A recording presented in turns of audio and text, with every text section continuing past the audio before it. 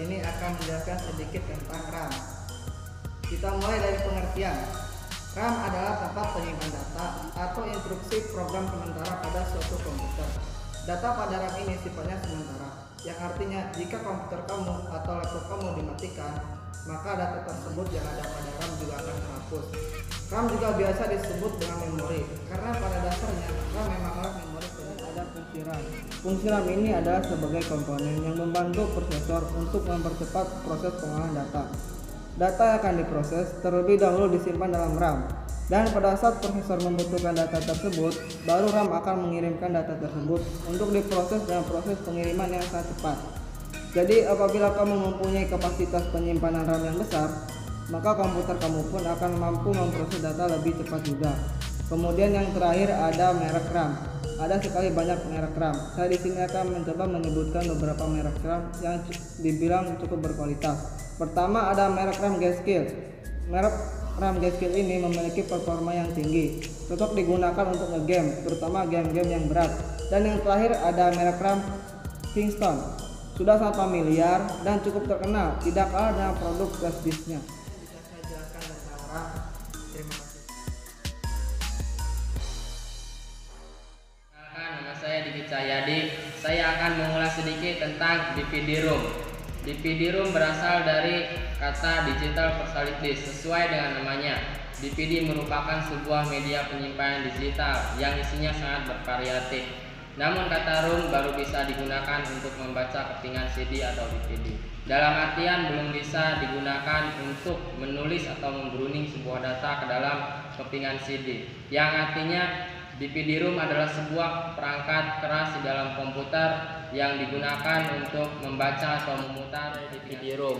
Sebenarnya fungsi dari DVD-ROM hampir sama seperti CD-ROM, yaitu sebagai perangkat keras dalam komputer yang digunakan untuk membaca atau memutar kepingan DVD. Sedangkan cara kerja dari DVD-ROM yaitu data yang disimpan dalam bentuk lekukan dan tonjolan pada permukaan reflektif tiap disket DVD. Saat data dibaca, sinar dari laser menabrak melintasi lubang. Bagian terletak terhadap bagian bawah cakram. Lubang dapat memantulkan lebih sedikit sinar, maka dibaca oleh DVD drive sebagai 0. Bidang memantulkan banyak sinar, maka dibaca sebagai 1. Keduanya akan membentuk bahasa biner yang dipahami oleh komputer. Saya sampaikan. Terima kasih.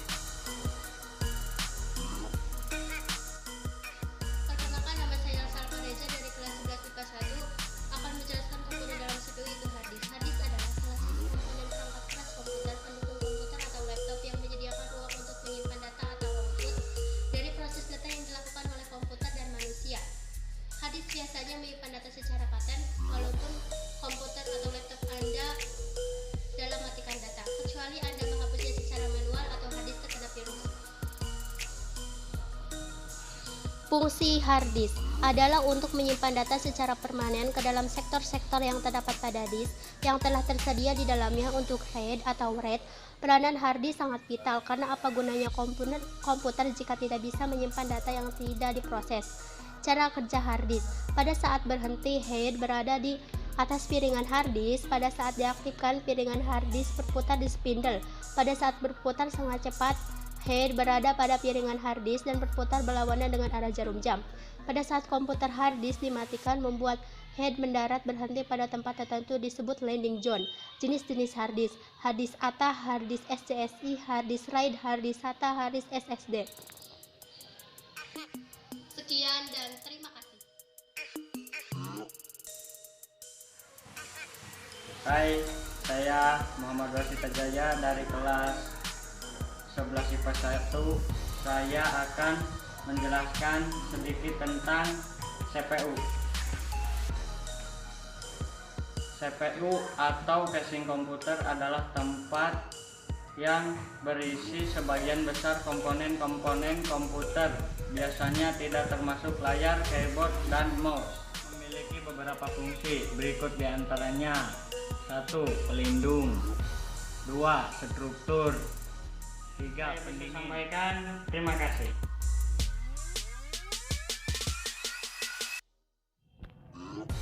Perkenalkan, nama saya Melinda Amelia Putri. saya akan menjelaskan komponen tentang prosesor.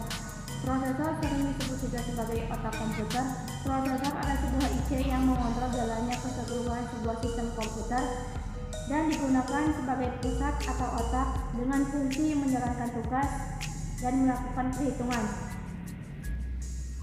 Fungsi prosesor.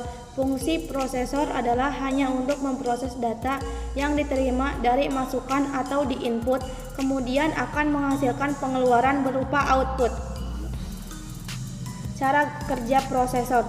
Cara kerja prosesor adalah menerima umpan ataupun perintah masuk baik dari mouse, keyboard, ataupun alat input data yang lain yang terhubung.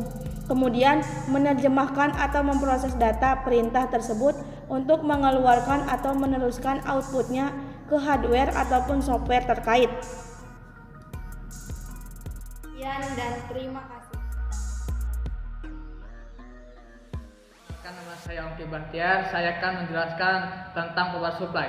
Pengertian power supply. Power supply adalah perangkat keras yang berfungsi untuk menyuplai tegangan langsung ke komponen dalam casing yang membutuhkan tegangan.